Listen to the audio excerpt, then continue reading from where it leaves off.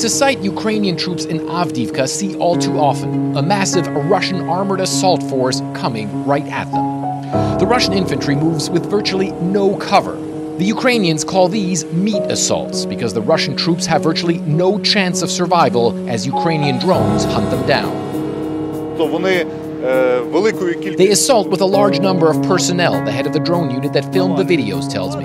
Assault after assault, non-stop. If we kill 40 to 70 of them with drones in a day, the next day they renew their forces and continue to attack.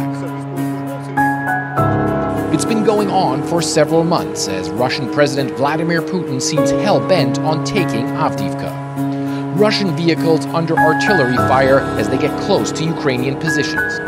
The ground littered with dead and dying Russian soldiers trying to overwhelm the Ukrainian defenses here. The Ukrainians say they're holding back most of the assaults, but are outgunned and outmanned. We need more people, more military, more equipment. We need more ammunition, more drones, he says. Unfortunately, we don't have the amount needed to win. We need a lot.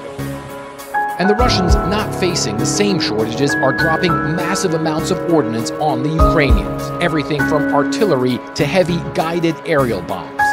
One of the key defense points, a massive coke plant at the edge of town. And that's where these guys are setting up their defenses.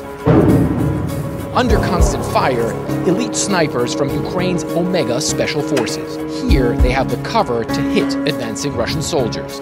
Their anger visible in the hoodies they wear for